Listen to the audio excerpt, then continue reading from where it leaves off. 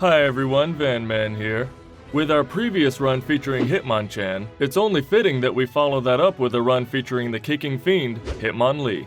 As far as tier ranking is concerned, Hitmonchan actually ended up being the worst Pokemon I've played on this channel so far, ranking quite unimpressively in the mid-C tier for Generation 1. Does Hitmonlee have what it takes to put up a more competitive result? Let's find out. Given that Hitmonlee and Hitmonchan were obviously meant to serve as counterparts, having the same type and the same base stat total of 345, you might initially think of them as fairly similar Pokemon, but their move pool tells a different story. For starters, Hitmonlee begins the game with an excellent fighting move in the form of Double Kick, a 100% accurate stab move with functionally 60 base power, whereas Hitmonchan learns 0 viable fighting moves over the course of its entire run. Additionally, my initial impression before starting this run is that Hitmonlee's stats are more advantageously distributed, sacrificing defense in favor of stronger speed and attack. Also, as a side note, I always thought that Hitmonlee's legs were just wrapped in athletic tape, but did you know they're actually springs? I mean, how cool is that? Sure, it has nothing to do with the tier ranking, but Hitmonlee definitely gets style points for that in my book. On screen is a summary of the rule set for this run, and the complete rule set is also in the description below if you need to reference them later. Also, if you like what I do and want to help me continue to provide you with quality Pokemon content, be sure to like, subscribe, and ring the bell so you're always up to date on the newest videos. So, with all the rules established, let's get started.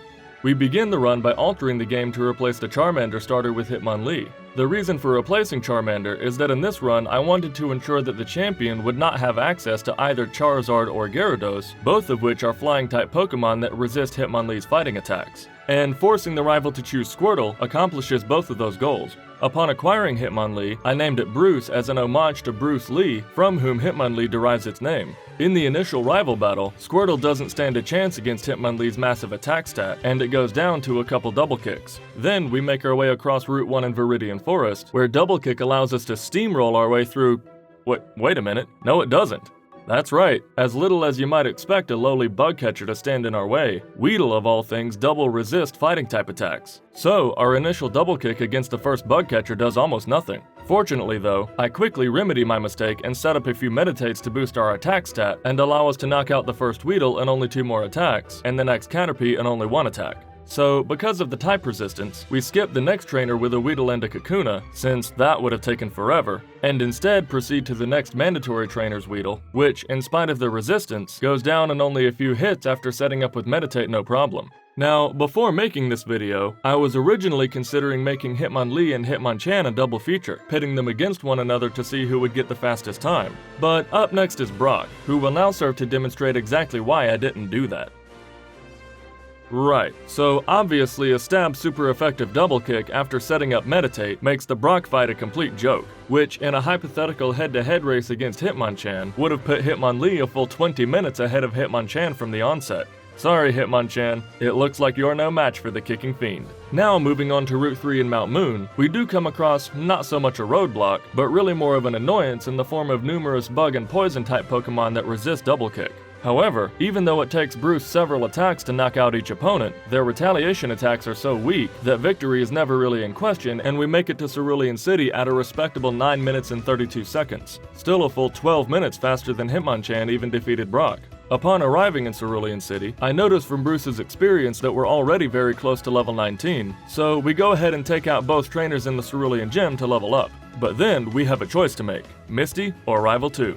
Considering Misty, her Staryu shouldn't be a problem, but her Starmie is part Psychic type and therefore resists Double Kick, which, coupled with Starmie's strong defense stat already, makes Misty just a little too intimidating to face against just yet. So instead we head to face against Rival 2, and in the battle, because Pidgeotto doesn't use Sand Attack and instead just goes for Gust, we can safely knock it out with a couple double kicks. I should also note here that, while yes, flying type Pokemon do resist fighting attacks, Pidgeotto was also a normal type which cancels out the resistance. The game text that says double kick is not very effective is actually a glitch because the game's code only considers one of the 2 types. But don't worry, that's just a glitch in the message itself, not the actual damage calculation. Regardless, now we're practically guaranteed the win because we can set up Meditate on the Abra who can't attack, after which we one-shot the rest of the team.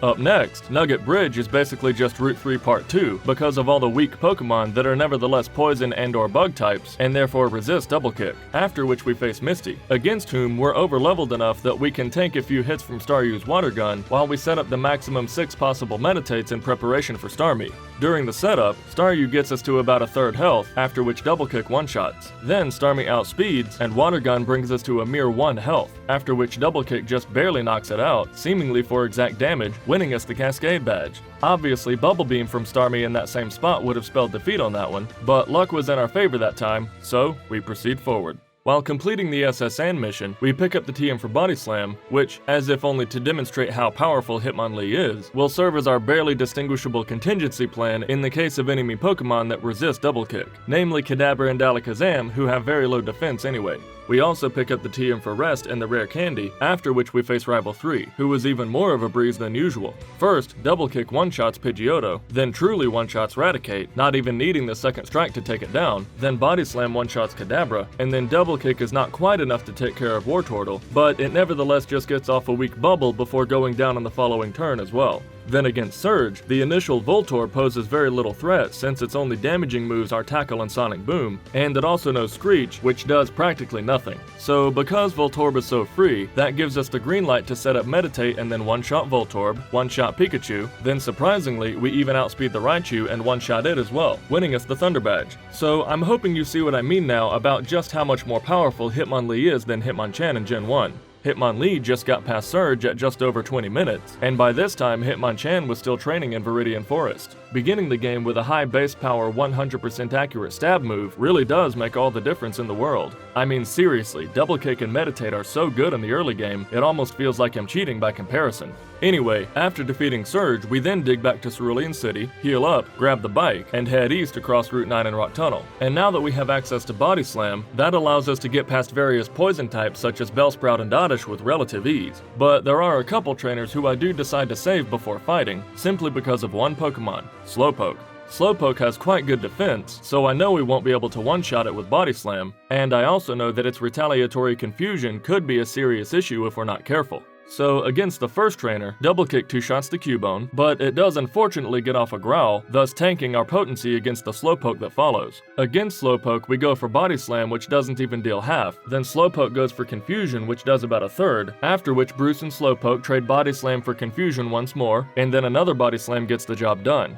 It's a good thing Slowpoke is, well, slow, because if it had outsped, there's no way we would have won that fight. Then we save before the next trainer with a Slowpoke as well, and it's a good thing we did because this time Slowpoke actually confuses us and we faint to confusion damage, which is especially devastating against Hitmonlee because confusion damage is calculated using the Pokemon's attack and defense stats, which Hitmonlee has very much of and very little of respectively. In the next fight, however, we don't get confused, and since we didn't get growled like last time, Slowpoke is only a two-shot with Body Slam. Then after the two Slowpokes, the remainder of the route to Celadon City is a complete cinch, and once we arrive in Celadon City, we get to complete our shopping errands, grab the HM for Fly, then head back to Lavender Town to face Rival 4. And I'll be honest with you, by now I'm patiently waiting for the point in the run that will serve as Hitmonlee's first major roadblock, but it certainly hasn't come yet, and I highly doubt Rival 4 is going to change that.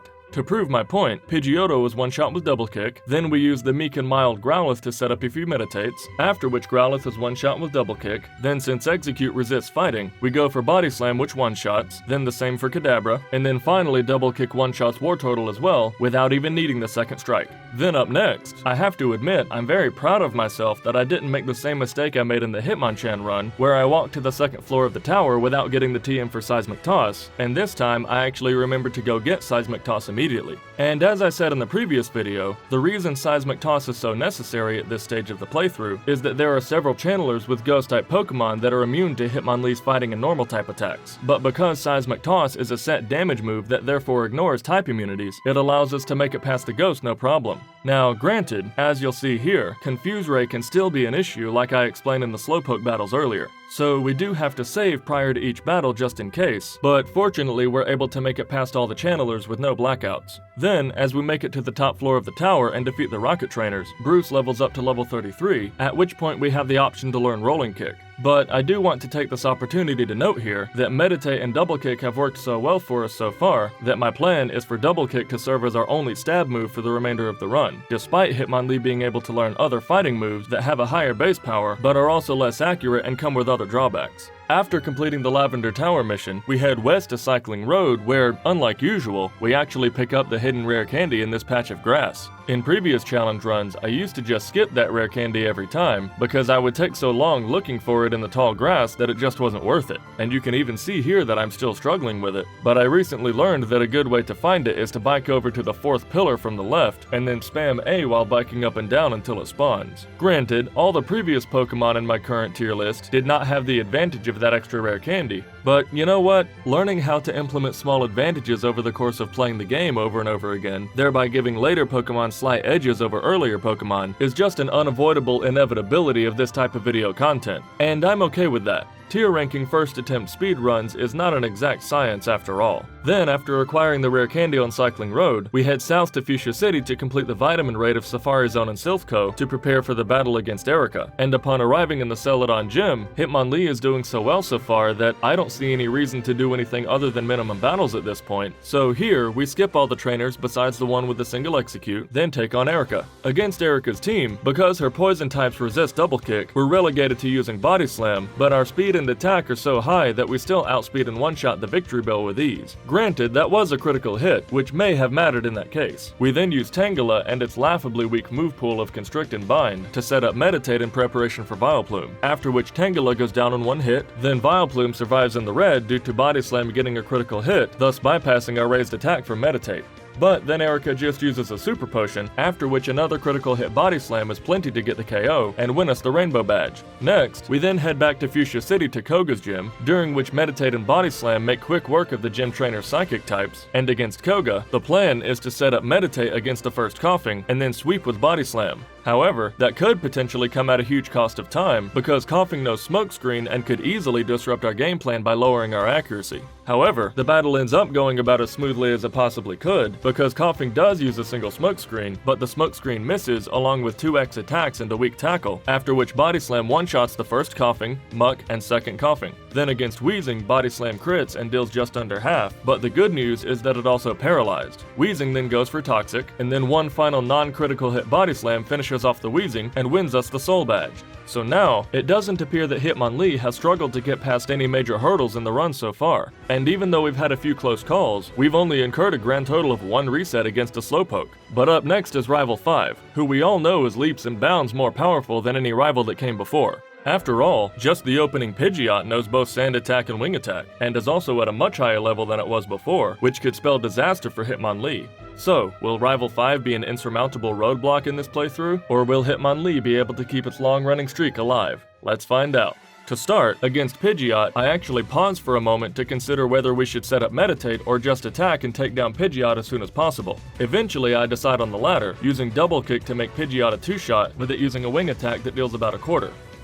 Not quite as devastating as I anticipated. Then we use Growlithe, again because its moveset is very unthreatening, to set up Meditate and preparation for the rest of the team, after which the entire remainder of the enemy Pokemon in the lineup are all one-shot with either Body Slam or Double Kick. So it was definitely at this point in the run that I was just like, yeah, Meditate on a fast physical attacker like Hitmonlee is absolutely busted. I mean, you're seeing this performance, right? We're already past Rival 5 at just under 40 minutes on the real-time clock, and Bruce hasn't even so much as broken a sweat. And to prove my point, we then head to the Cinnabar Gym, where we take advantage of the gym trainer's low defense for quick experience, then face Blaine, who opens with Growlithe and then spams Agility for the same reason as it did against Hitmonchan in the previous video, because its good AI thinks that the Psychic type attack is super effective against our fighting typing, even despite not actually dealing any damage. So obviously, yes, you guessed it, we set up Meditate for free and then one-shot the Growlithe followed by Ponyta. Then unfortunately, we do get a critical hit on the Rapidash, allowing it to survive on a Sliver, but then it just misses with Fire Spin, after which one more Double Kick takes out the Rapidash, and yet another takes out the Arcanine, winning us the Volcano Badge. Then up next, although Giovanni would be far easier to defeat at this point, he's walled off from us until we defeat Sabrina. So we begrudgingly head there next. And surely at this point we'll finally hit at least somewhat of a roadblock, right? I mean, her Pokemon are fast and hold a massive type advantage, so will the underdog Hitmonlee be able to power through, or will this be our first major sticking point of the run? Well, at first, we do go ahead and defeat some of the trainers in the gym to level up a bit, being sure to skip the channelers with their ghost types for obvious reasons. Then, we warp over to the center room of the gym to face Sabrina, and the strategy here is to hopefully outspeed and one-shot the Kadabra to set up Meditate against Mr. Mime, who likes to spam Light Screen and Barrier. Well, in the battle, we do just that against the Kadabra with Body Slam, after which we set up a few Meditates against Mr. Mime, during which a couple confusions, one of which was a critical hit, thus bypassing our badge boosted special, results in our second reset of the run. Then in the next battle, we again get past the Kadabra in one hit as expected, but then the Mr. Mime's confusion attack actually results in us being, well, confused, leading to our demise in this fight as well. However, in the next fight, I came to realize that I may have been a little overzealous with the Meditates, thus inadvertently giving the enemy Pokemon too much opportunity to retaliate. So this time, we instead set up only a single Meditate against Mr. Mime, which does turn out to be plenty to outspeed and one-shot the rest of the team with Body Slam, winning us the Marsh Badge at full health. So, unfortunately, it seems that Hitmonlee is not quite strong enough to complete the game with 0 resets on the first attempt, but a fighting-type Pokemon with only 3 resets before the 8th gym, all of which being a result of powerful Psychic-type Pokemon, is still a very respectable result. And now that we're heading to the Viridian Gym, I don't think it will be any surprise that Giovanni will not add to that total. After fighting a few gym trainers for experience, we go into the battle at level 48, during which the initial Rhyhorn is pretty much a freebie to set up against, so we go for 5 Meditates while Rhyhorn attacks a few times and brings us into yellow, after which, you guessed it, the entire team is outsped in one-shot. So, I think it goes without saying that Hitmonlee has put up an absolutely dominating performance so far. Literally every boss battle besides Sabrina has been absolute child's play, and even Sabrina was only a mild annoyance. Granted, part of the reason that each boss battle has been so trivial is because we made a pit stop in many of the gyms to train up a bit, and granted, our absurd consistency always requires the same setup, and both the gym training and the Meditate setup hemorrhage time. But still, not since Nidoking have I played with a Pokemon that just viscerally felt more powerful. And to prove my point, we then head west of Viridian City to face Rival 6, in which the first Pidgeot is 2-shot with Double Kick with it using a devastating critical hit wing attack, and then against Rhyhorn, just like in the previous battle against Giovanni, we now have the green light to Meditate, after which Rhyhorn goes for Horn Drill, which we'll always miss because we outspeed. Then we Meditate, and Rhyhorn Horn Drills. Then we Meditate, and Rhyhorn Horn Drills. Well, if Rhyhorn keeps doing nothing, then we'll keep meditating. No reason not to. So, we meditate, and you guessed it, Rhyhorn Horn Drills. Then finally, after the 5th Meditate, Rhyhorn does something productive in the form of Fury Attack followed by a Stomp, but that's nowhere close to sufficient to knock us out, and then the entire team is, say it with me, outsped in one-shot.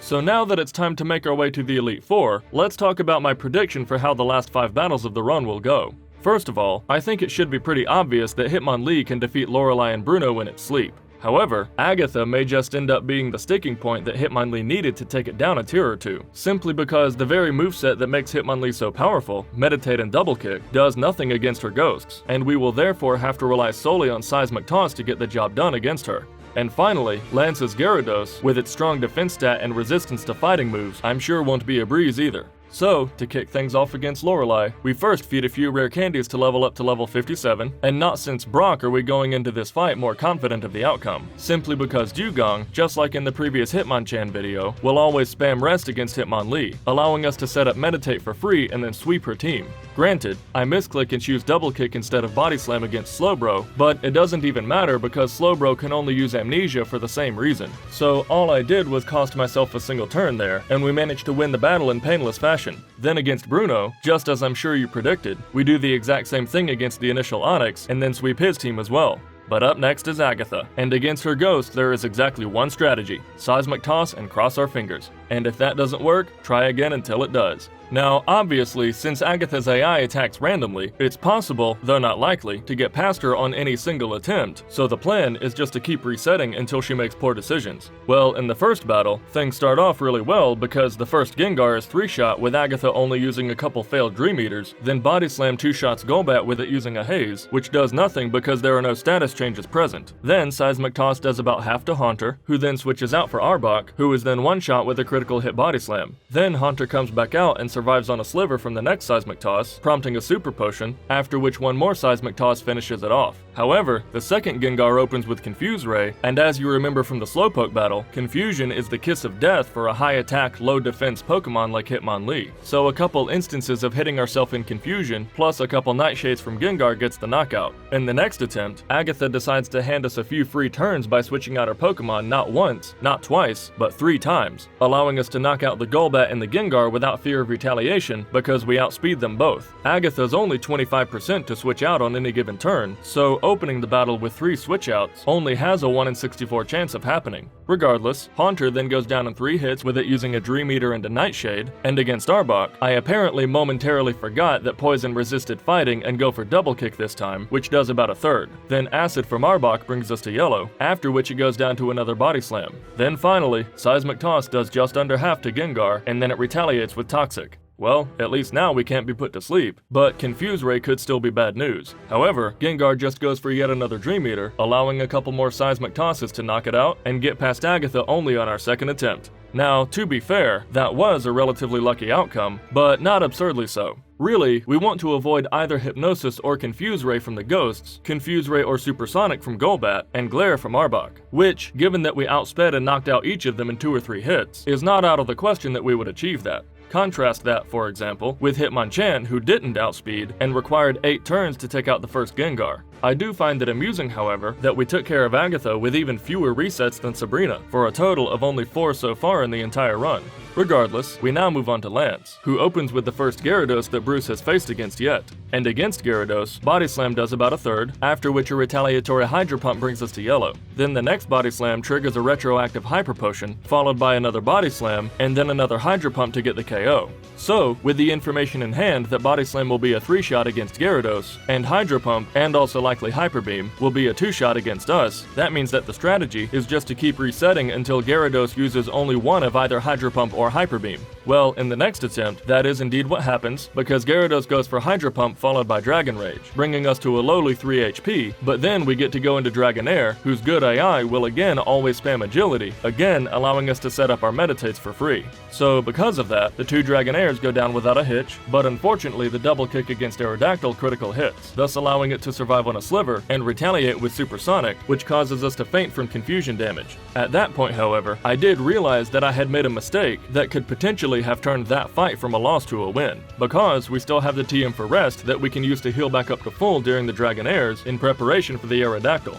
So, before the 3rd attempt, I go ahead and teach rest to Bruce and then try our hand again. Well, this time, it turns out we actually didn't need rest because Gyarados was only 2-shot due to a critical hit, during which it only goes for Leer instead of attacking, allowing us to go into Dragonair at full HP. Then we set up Meditate and knock out Dragonair number 1 and Dragonair number 2 as expected, and then this time, there's no critical hit on the Aerodactyl, resulting in a 1-shot, and then the same thing happens for the Dragonite, meaning we finally get to move on to the champion. So, we feed our final several rare candies to level up to 64, and now, unless something just goes horribly awry and we end up tripping at the finish line, which I don't foresee happening, it's looking like Hitmonlee is just one more battle away from one of the best finishes that we've seen on this channel. So, let's see if we can pull it off. Now, against the previous 2 rival battles, we waited until after knocking out the first Pidgeot to set up Meditate. But here, we have to Meditate right away, since unlike before, second in the lineup is now Alakazam, which we obviously absolutely must outspeed in 1 shot to get past. Fortunately though, Pidgeot just goes for Mirror Move a couple times, followed by a Wing Attack that doesn't do much thanks to our badge boosted defense. Then it goes for another Mirror Move and then sets up for Sky Attack.